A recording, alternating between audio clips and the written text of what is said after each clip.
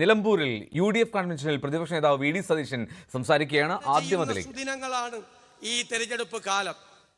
ഇപ്പൊ 4ാം വാർഷികം കഴിഞ്ഞേയുള്ളൂ. 4ാം വാർഷികത്തിലെ ഏറ്റവും പ്രധാനപ്പെട്ട അവകാശവാദം എന്തായിരുന്നു? വിഴിഞ്ഞം തുറമുഖം യാഥാർത്ഥ്യമാക്കി, അല്ലേ? ഉമ്മൻചാണ്ടി എന്ന് പറയുന്ന പ്രിയങ്കരനായ മുഖ്യമന്ത്രി ഈ വിഴിഞ്ഞം തുറമുഖം ദേശാഭിമാനി പത്രത്തിന്റെ ഫ്രണ്ട് പേജിൽ പറഞ്ഞത് കടൽ കൊള്ള എന്നായിരുന്നു.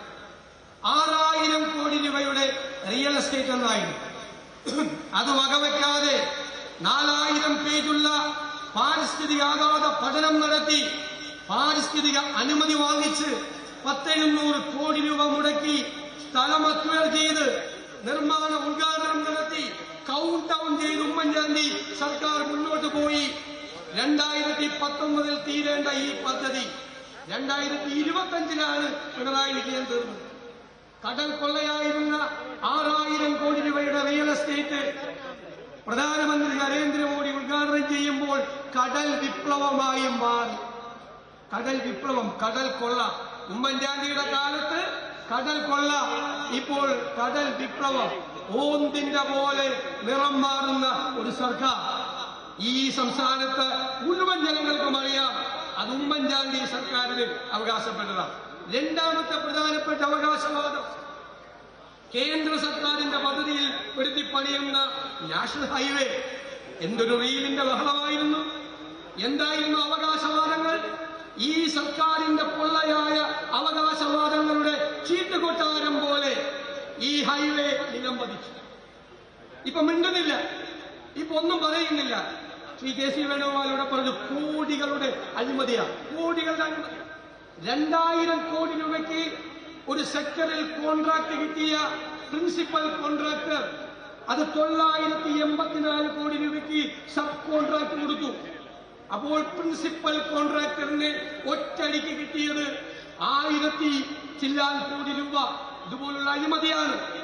നിങ്ങൾക്ക് ഓർമ്മയുണ്ടാകും, പാലാരിവട്ടം പാലത്തിന് നമ്മുടെ കാലത്ത് തുടങ്ങി പിണറായി സർക്കാരിന്റെ കാലത്ത് പൂർത്തീകരിച്ച പാലാരിവട്ടം പാലത്തിന് ഒരു അപാകതയുണ്ട് നിർമ്മാണത്തിൽ എന്നൊരു റിപ്പോർട്ട് മാത്രം. ആ പാലം തകർന്നു വീണില്ല.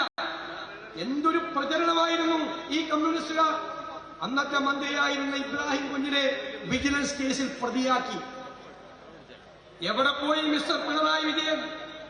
കോടിക്കണക്കിന് രൂപയുടെ ഈ റോഡ് കേരളം മുഴുവൻ തകർന്നു വീഴുമ്പോൾ ഒരു പരാതിയുണ്ടോ നിങ്ങൾക്ക്? നിങ്ങൾ BJP സർക്കാരിന്റെ മുന്നിൽ മുട്ടുമടക്കി ഓച്ചാനിച്ചു നിൽക്കുകയാണ്. ഭയന്നിട്ടാണ് നിങ്ങൾ നിൽക്കുന്നത്, ഭയന്നിട്ട്. നിങ്ങൾ ഒരു വാക്ക് ഈ കേന്ദ്ര സർക്കാരിനെതിരായി, നാഷണൽ ഹൈവേ അതോറിറ്റിക്കെതിരായി നിങ്ങളൊന്ന് ചുണ്ടനക്കിയോ? കുഴപ്പമില്ലെന്നോ? കുഴപ്പമില്ല. ആയിരക്കണക്കിന് കോടി രൂപയുടെ അഴിമതിയുടെ സ്തൂപമാണ് തകർന്നു വീണുകൊണ്ടിരിക്കുന്നത്. പിന്നെ മുഖ്യമന്ത്രിയോട് പറഞ്ഞു, കേരളത്തിലൊരു ധനപ്രതിസന്ധിയുണ്ട്. കേരളത്തിൽ ധനപ്രതിസന്ധിയുണ്ട് എന്ന് പറയുന്നത് വികസന വിരുദ്ധരാണ്. കേരളത്തിൽ ധനപ്രതിസന്ധിയില്ല എന്ന മുഖ്യമന്ത്രിയുടെ വാദത്തിന് വേണ്ടി സമ്മതിക്കുന്നു. എനിക്ക് മുഖ്യമന്ത്രിയോടുള്ള ഒരു അപേക്ഷ, ആശുപത്രിയിൽ മരുന്നില്ല. മെഡിക്കൽ സർവീസസ് കോർപ്പറേഷന് കോടികൾ കൊടുക്കാനുണ്ട് സർക്കാർ. അതുകൊണ്ടാണ് വിതരണക്കാർ മരുന്ന് കൊടുക്കാൻ ആദ്യം ആ പൈസ കൊടുക്കുന്നത്. രണ്ടാമത്, മാവേലി സ്റ്റോറിൽ ഒരു സാധനമുണ്ട്, കോടികളാണ് സപ്ലൈകോയുടെ വിതരണക്കാർക്ക് കൊടുക്കാനുള്ളത്. ആ പണം ഒന്ന് കൊടുക്കണം. ആ ആശാവർക്കർമാർ തിരുവനന്തപുരത്ത് സമരം ചെയ്യുമ്പോൾ ആ പാവങ്ങളുടെ ഓണറേറിയം ഒന്ന് വർദ്ധിപ്പിക്കണം. സർക്കാർ ജീവനക്കാർക്ക് കൊടുക്കാനുള്ള ഒരു 60,000 കോടി ഒന്ന് കൊടുക്കണം. അംഗൻവാടി ജീവനക്കാരുടെ ആനുകൂല്യങ്ങളൊന്ന് കൊടുക്കണം. കെട്ടിട നിർമ്മാണ തൊഴിലാളികളുടെ ആനുകൂല്യം കൊടുക്കണം. കാരുണ്യ പദ്ധതിയിൽ കാർഡ് എടുക്കുന്നില്ല ആശുപത്രിയിൽ, അതിന്റെ ഒരു 1800 കോടി കൊടുക്കാനുണ്ട്. അതെല്ലാം ഒന്ന് കൊടുക്കണം. അതും പോട്ടെ, സ്കൂളിലെ പാവപ്പെട്ട പാചക തൊഴിലാളികൾ, അവർക്ക് ശമ്പളം കൊടുത്തിട്ട് 3 മാസമായി. ആ ശമ്പളം ഒന്ന് കൊടുക്ക്. നിങ്ങൾ കൊടുക്കാനുള്ള തുക ഏകദേശം 1.5 ലക്ഷം കോടിയാണ്. ഉമ്മൻചാണ്ടി സർക്കാർ അധികാരത്തിൽ നിന്നിറങ്ങുമ്പോൾ കേരളത്തിന്റെ ആകെ പൊതുക്കടം 1.5 ലക്ഷം കോടി. 2026 ഇവർ അധികാരത്തിൽ നിന്നിറങ്ങുമ്പോൾ കേരളത്തിന്റെ ആകെ കടം 6 ലക്ഷം കോടി കേരളത്തെ പാപ്പരാക്കിയ, കേരളത്തെ തകർത്ത് തരിപ്പണമാക്കിയ, ജനജീവിതം ദുരിതപൂർണമാക്കിയ സർക്കാർ. KSRTC കൂട്ടാറായി, KSEB 3 പ്രാവശ്യം വൈദ്യുതി ചാർജ് കൂട്ടി, ഇപ്പൊ കൂട്ടി ഏപ്രിലിൽ. ഇനി ഇന്നലെ റെഗുലേറ്ററി അതോറിറ്റിക്ക് കൊടുത്തിരിക്കുന്നു 32 പൈസ കൂടി യൂണിറ്റിന് കൂട്ടണമെന്ന്. ജനങ്ങളെ ദ്രോഹിക്കുന്ന ഈ സർക്കാർ, കമന്ന് വീണാൽ കാൽപ്പണവുമായി പൊങ്ങുന്ന അഴിമതിക്കാരുടെ, കൊള്ളക്കാരുടെ സർക്കാർ, ഇവരെയാണ് ജനങ്ങളുടെ കോടതിയിൽ വിചാരണ ചെയ്യാൻ പോകുന്നത്. ഇത് കേരളത്തിലെ മുഴുവൻ ജനങ്ങൾക്ക് വേണ്ടിയിട്ടാണ് നിലമ്പൂരിലെ ജനങ്ങൾ പോളിംഗ് ബൂത്തിലേക്ക് പോകുന്നത്.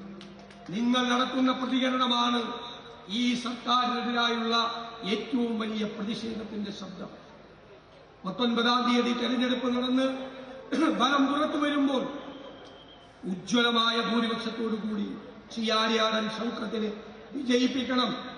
ഈ അന്തിമ പോരാട്ടത്തിന് തയ്യാറെടുക്കാൻ മുഴുവൻ പേർ ഒരുമിച്ച് നിന്നുകൊണ്ട് പോരാടണം എന്ന് ഞാൻ അഭ്യർത്ഥിക്കുന്നു. ഞാൻ നിങ്ങളോട് പറയുന്നു, അന്തിമമായ വിജയം നമ്മുടേതാണ്. അത് ഉജ്ജ്വലമായ വിജയമായിരിക്കും, ഒരു സംശയവും വേണ്ട.